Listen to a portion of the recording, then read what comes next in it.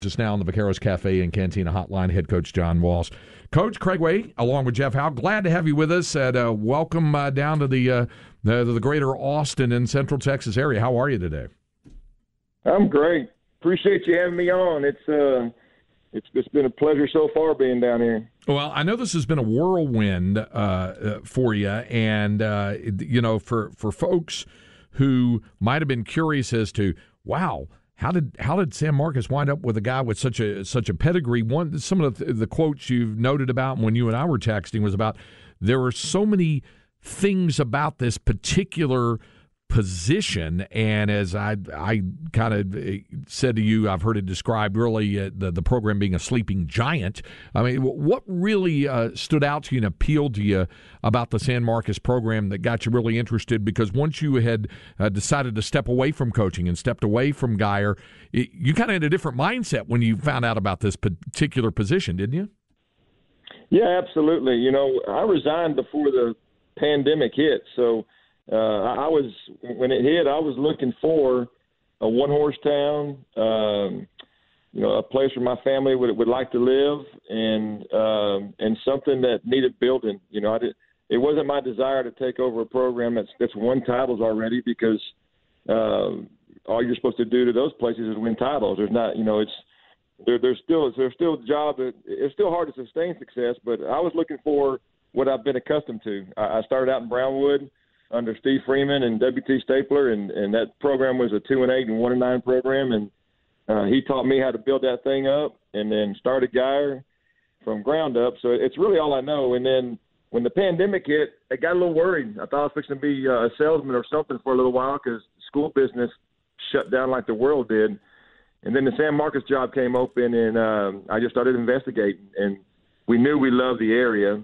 And then as I just got online and then actually went down to visit, the facilities are top notch, and it's very functional to be successful. So starting right there, it started reeling me in. John, one thing that comes to mind is we hear, I often ask college coaches about the whole science and art of recruiting, and some like it and some don't or whatever, and some say it's your lifeblood, it's a necessary part. The other thing that I like to ask of high school coaches, and I think I already know the answer from what you just said, but coaches view programs differently in terms of established programs or building programs, and not all coaches embrace the opportunity to build from the ground up, because it might mean some lean times early and that sort of thing, and getting a program and a community and student athletes ingrained in your vision for the culture, to use that term, of the program today. It sounds like that's something you embrace. You really enjoy the building element of all of this. Absolutely. I think the coaches out there that have been fortunate enough, I guess, or unfortunate enough to have a good job initially, and they just go from good job to good job to good job, they're missing out on, I think, the most important part of athletics. And, when I was raising JW to be a quarterback, failure was the number one aspect that he was going or he was going to experience for him to be successful. And so, I do embrace the failures. I embrace the process of the tough times, because when you do, like at Geyer, when we finally did, get to we went from 1-19, went straight to the semifinals. So the hard times that we had, and for those guys that carry us to the 6 semifinals we played in, all those title games you said we were in, they mean so much more, in my opinion, if you had to labor and then you had to really sell your vision to a community and here a whole city. Coach, you mentioned JW and the quarterback position, and I wanted to kind of get into that minutia with you a little bit, because even going back to your time at Brownwood and then obviously at Geyer, you guys have been so good at developing that position and churning out real high-quality quarterbacks. So as you get to the San Marcos job, and you're obviously still learning, the kinds of guys that are in your feeder schools and things of that nature, as you start about that process of building a quarterback pipeline, what excites you about kind of starting that process over? Well, I think we can start by not, I guess, bragging about what we've done in the past. I've coached for 26 years. And all but 4 years, we've had a Division I quarterback, which, I used to think we were just we're just lucky. And then I guess we got to start taking some credit for recognizing these guys young. And you're right. We've had a good staff that's developed them, so I think we just come in and I've actually already reached out to a couple of them and just said, hey, this is where we've been with our quarterbacks and just really just to lay the foundation to trust us, because that's the biggest thing when we're I met with a lot of people yesterday, and I just told them how fast we get good results is going to be the speed of trust, and y'all trust fast, we can get some good results fast. If you're average and don't trust fast like the average person does, then we're going to have average results for a little while. Visiting with John Walsh, the brand new head coach at San Marcos, here on Light the Tower on the Horn. Craig Way alongside Jeff Howe as we visit with Coach Walsh. John, the deal, and Jeff asked you a little bit about this, about trying to assemble things together, how it was going to be unusual anyway, given the pandemic for coaches. And we had Coach Dodge on yesterday. We've talked to a lot of the coaches about how they've been able to keep in touch with their student athletes using Zoom and conference calls and all kinds of things like that. And maybe we'll start to see a turning corner with the UIL's announcement a couple of days ago, and we'll get to that in a minute. But I would imagine that it's also got to be more challenging for a guy starting off in a new job to get to know everybody, trying to round people up for Zoom chats with your staff as you assemble your coaching staff. How challenging has that been over the past 72 hours? No question it's a challenge, and because you have to respect, all the health issues that are going on right now. So you don't want to be your nature wants to be real aggressive, but you have to take a step back. So luckily, San Marcos is excited about the hire, and they've been really good on reaching out to me, and we've already started.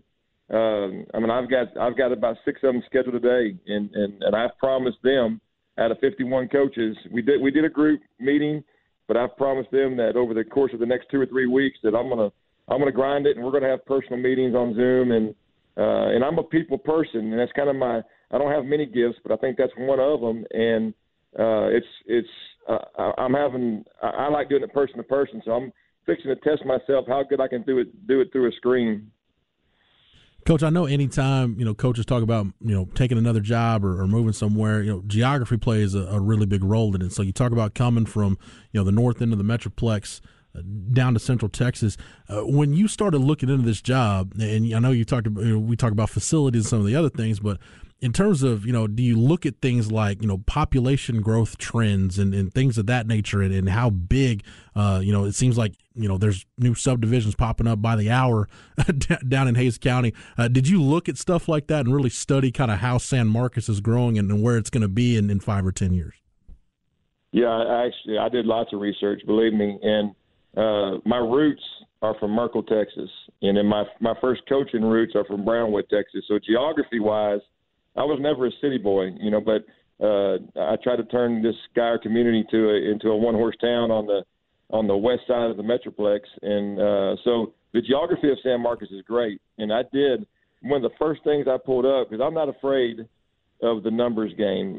Schuyler has always been a small we've always been the bottom of 6A. Now, they're growing quite a bit now, but we've always been a 2,300, 2,400 school, about where 2,300 is where San Marcos is right now. But I did pull up right when I first started of San Marcos being the city of San Marcos being one of the fastest growing cities in Texas, and I saw a plan with the school district on expanding the school to make sure they can outfit 28 to 3,000 kids.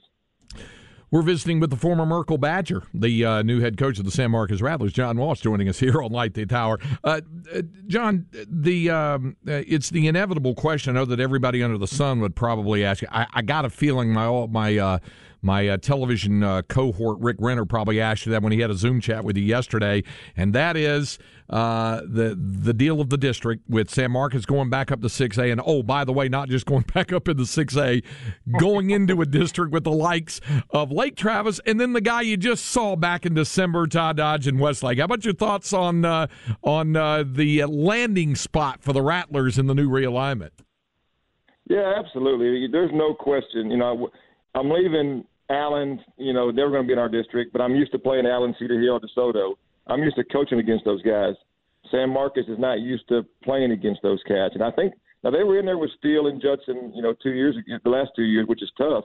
But I don't have a problem with the district. I think it's a district we can put a goal down to get in the playoffs. We know those two guys are giants, but I've always liked the reason I've always scheduled Allen and DeSoto and Cedar Hill is because I want our kids. Go back to the failure part. I want our kids to be exposed to adversity.